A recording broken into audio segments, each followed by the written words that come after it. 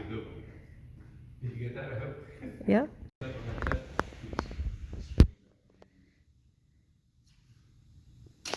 That's good. I'm fine with that. We're going to call this, maybe I'll call this the whip jet. Anyway, the propulsion for that is just winging this, what is this, shish kebab? This little piece of wood. You can use a pencil also, but as long as you're holding the eraser end. What you do is, there is a straw in here that I used to embed into the length of the aircraft. And the propulsion for that is just inserting the skewer and then just whipping it like that. Now when you whip it like that, it forces the plane to sort of go with this part of it. And so it's going to fly pretty smooth. Now, what I want to do is deconstruct this in front of you so you see how this was made. I will have marks on the paper that I can copy and send to you, or you'll be able to pick it up from Fishtown Rec. Okay, so one thing to point out is, now you already know we have a straw in here. We also have a paper clip here. The paper clip on the end and the front end is important because it helps keep it going in the direction you're sending it.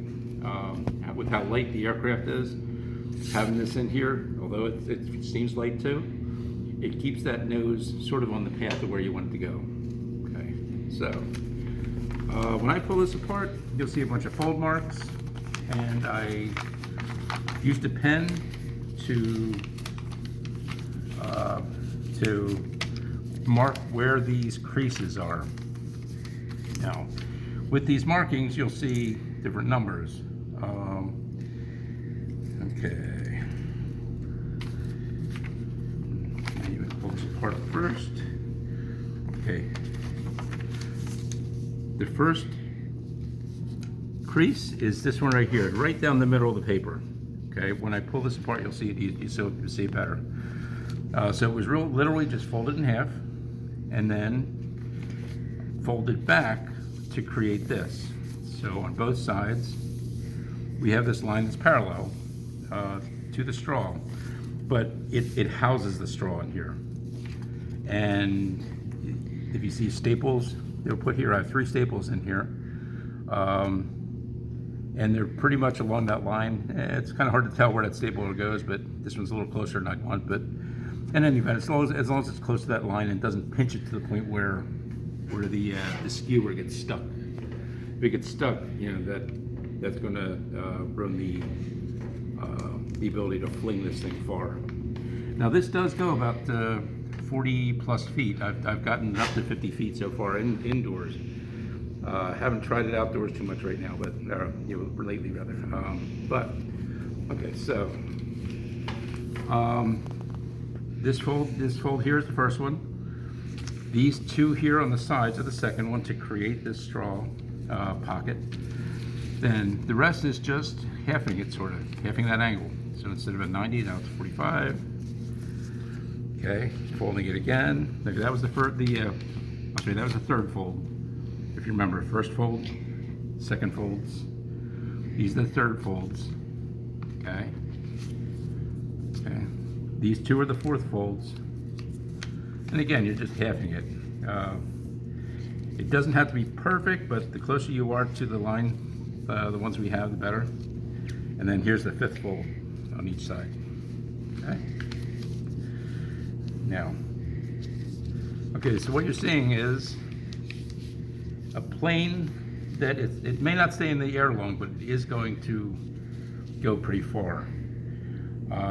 You're going to put some tape on here to keep this from coming up. You may even need to put some tape to keep the sides from coming apart. Okay. Now this one I've used. This one has performed really well. And if you can see this, I don't know if you can see the shininess of the tape. There's not much tape here. I don't want to weigh it down in tape. I'm just using it to secure the wings so that they don't flap. So it remains firm. So, like I said, it doesn't take much tape. So, in any event, So this is what I'm going to do. I'm going to take this apart again and show you what it looks like. I'm going to make copies of this. And like I said, it'll be available to anybody who wants to try this. It's the only thing I'm not going to give you is the skewer, because I don't have many. But I'll give you a straw and I'll give you a sheet of paper that has these markings on it. Now again, first fold, second folds, I should say, third folds, fourth folds. Okay, that's the progression. Okay. So there you have it.